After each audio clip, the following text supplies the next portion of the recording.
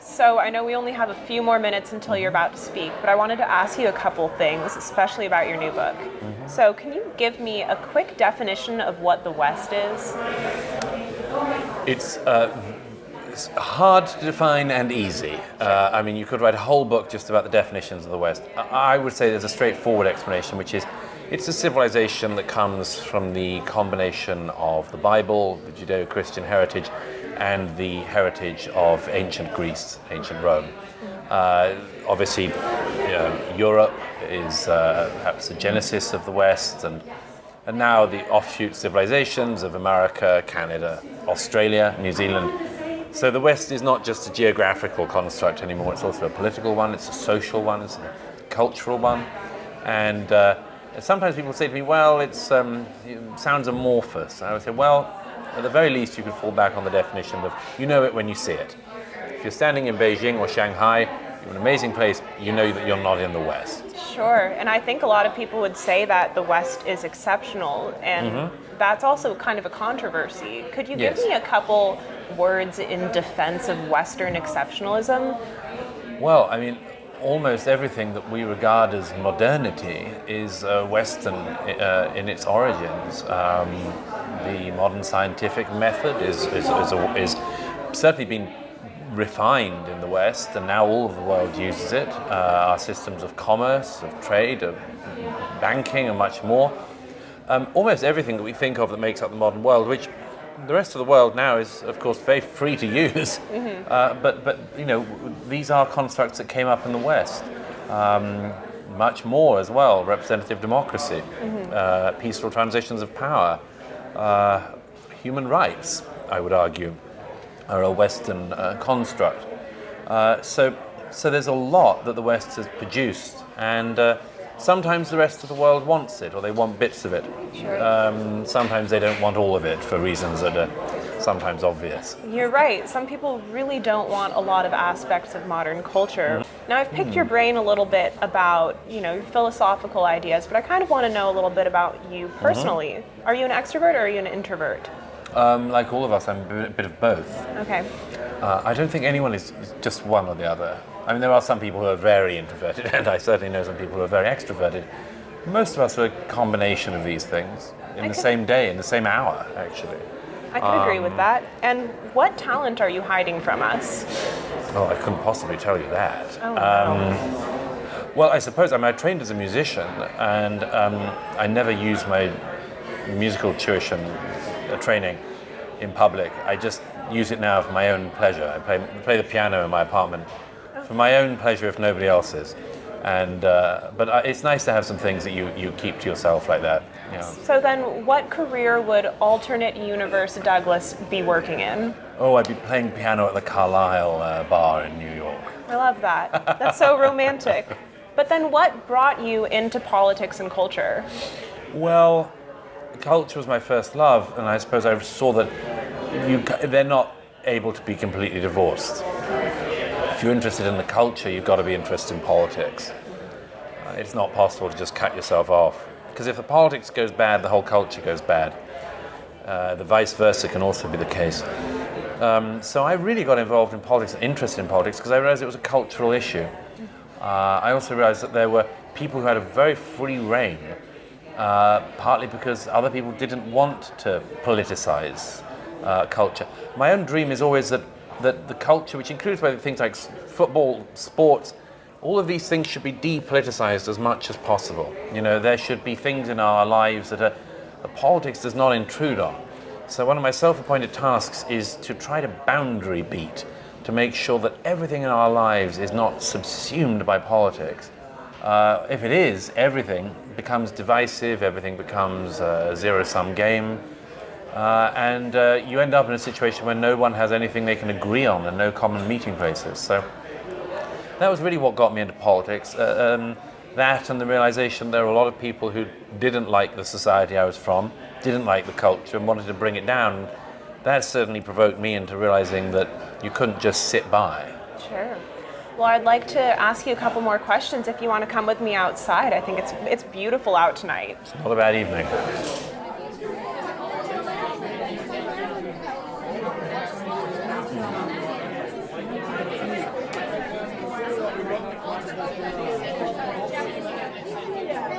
You know, I used to speak every week. Yeah, important. Yes.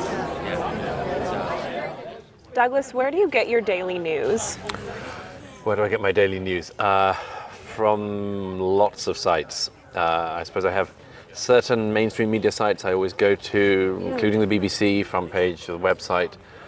Then I start to go through Twitter. Twitter's very useful for just telling me the maddest things that have happened since I was last cognizant. And then I start on sort of the magazines and others that I read online. So it's quite a lot of stuff, and as you know, these days it goes through the day. Sure. The one thing I do think is that watching through websites, news websites, is so much more time efficient than watching some news programs. Oh, absolutely. So then in that case, do you prefer podcasts or do you like traditional radio? I don't listen to that much traditional radio, I have to say. I do listen to some podcasts, although there are now so many that I can't keep up even with some of my best friends. Oh my goodness. Who are some of your best friends that have podcasts? Oh, well, I mean, you know, the ones like Joe Rogan, Sam Harris. I mean, these are just terrific podcasts. They're incredibly talented. And I really want to know what people like Sam and Jordan Peterson as well, and Joe are thinking about things. It's just that the amount of content at the moment, you know, I end up having to, you know, select the ones I really want to, and then otherwise I rely on excerpts, and there's just not enough time in the day. You appear to be quite a news expert, so what news story do you think was blown wildly out of proportions recently? Well, almost everything in the news in the UK, absolutely everything that happens in my home country of Britain is wildly blown out of proportion. They can't not put gate after any scandal. So we had party gate, cake gate, beer gate. So yeah, most of British politics is being blown out of all proportion. Sure. In America, hard to say. Everything seems to be so important at the moment. The one thing that I think is happening is that there's lots of skipping over things that you should spend a bit more time on. The Supreme Court leak, for instance, whatever people's views, people went straight onto their views and they didn't concentrate on the leak. I should have spent a little bit of time on that. So would you say that that's the news story that hasn't gotten enough coverage lately, or is there another? I think actually how the leak came about and what's going to happen to ensure that the leaker is found should be regarded as a very, very big story. Yeah. Absolutely. And in the same vein, I kind of want to know, what do you think matters more in the American midterms? Do you think inflation matters more or abortion? It'll be inflation. Cost of living. Everyone I speak to from both parties says that's what they hear all the time. And there's a problem, which is, of course, nobody's absolutely sure what to do about it. Yeah. It would be so much easier if there was a sort of very clear ideological divide on that. But there isn't. So we risk in America going to the polls where the main issue is addressed by neither party. Well, I appreciate your perspective on that. Let you get ready on stage and we'll keep chatting later. For sure. Okay. I wonder why somebody wouldn't apply this same standard to Marx. Might it just be possible that the people who are trying to take all of our heroes away want to take all of them away and then say, well, there's only one idea really left. Anyhow, since this came out, the Daily Mail in Britain ran its serializations from this book, and one of the serializations was a dull page.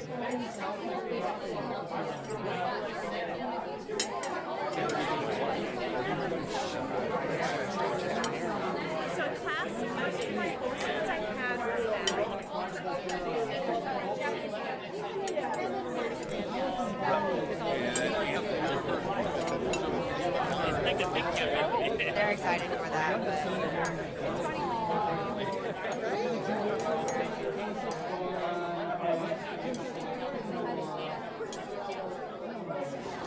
I was hoping you could sign this for me. Of course. Great pleasure. And then I had a couple more questions I wanted to ask. Where are a couple of places that you've been so far on your trip touring your book that you've liked? Oh gosh, almost everywhere. I travel all over the US, and I have to say there's never a place that I've been bored in. So what's the first thing that you do when you get to a new city? I tend to ask to be taken to the worst bit of town. Oh my goodness. Yeah, well, because it's interesting. You know, cities, you know, it's lovely to see the great stuff and the beautiful stuff, but sometimes if you're there for a short period of time, you know, you miss the rough underbelly. Sure. So that's what I tend to do. It always alarms my hosts, but I always say, just take me to your worst bit of town. Worst part of Well, town. because you learn something, you know. Interesting. So could you give me a couple words of advice that you live by? My favourite quote is from Schiller, who once said, be a part of your century, but do not be its creature. Interesting. Now, can you tell me who your political role model is? Well, because I'm not a politician, I don't really have a political role model. There are politicians I admire historically.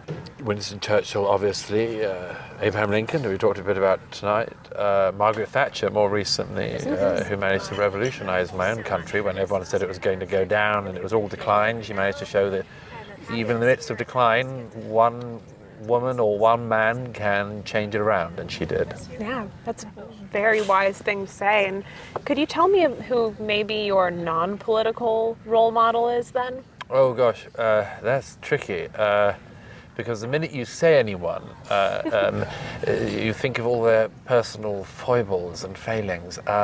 Writers are not very good personal role models. They can be very good writer role models, but most writers you don't exactly live like. But there are certainly writers I enormously admire. Among journalists, obviously, and writers, George Orwell is the one who springs to mind because he was extraordinarily far-sighted, but also brave.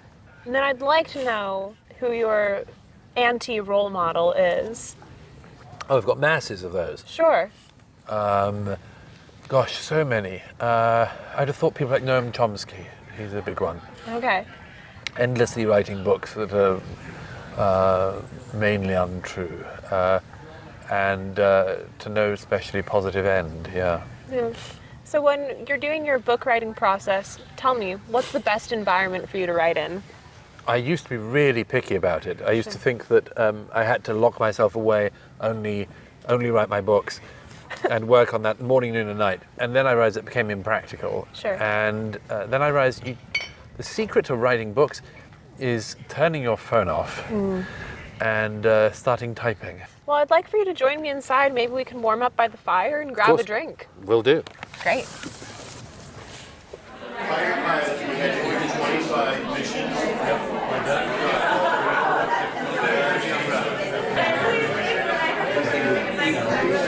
All right, you're winding down after a long night. Is it beer, wine, or do you like spirits? Oh, spirits. Okay. Almost always spirits. Where to start? Whiskey, usually. Whiskey, and what's your go-to cocktail? Oh, go-to cocktail. Gosh, this is probably my biggest area of interest. Okay. I don't blame you. Normally, vodka martini, of course. Okay. Rather than gin martini. Negronis. And that's one I can make myself because they're quite straightforward, actually. I've become, since arriving in New York, very fond of the Manhattan, and have been doing what I can to support that industry. That's a good choice for drinks. You know, I'm also Sure is. Manhattan, Negronis, good stuff. Now, non-alcoholic drinks, you're perking yourself up. Are you more tea or are you more coffee? I'm afraid I'm more coffee. Everyone from Britain is meant to be a tea drinker, and I certainly used to be, but coffee is a very, very helpful drink in the writing day. Sure. Now, Costa, Starbucks, what's the preferred? The Starbucks is the worst coffee in the world. Absolutely. Absolutely the worst coffee in the world. So yeah, and I try to go to non-chains if I can. Sure. Now, if you are drinking tea, is it Twinings, Tetley, PG Tips? PG What's your Tips, favorite? it's what I call builder's tea. Okay. I'm not a fan of exquisite tea. It's past my taste buds. I like builder's tea, as we call it. Thick, strong tea in a big mug. Okay, so if you're making your cup of tea, is it hot water first or milk first? No, it has to be the hot water first. Hot water first, always. The rest is barbarism. Got it. Now, if you could pick anyone throughout history to share a cup of coffee with, who would it be? Dead or alive? William Shakespeare. I love that. William Shakespeare. Just wanted to know what he talked like. Did it just all fall out of him as easily as it seems to have done in the writing. Sure. I suspect it did, and he was like that Yeah. all the time.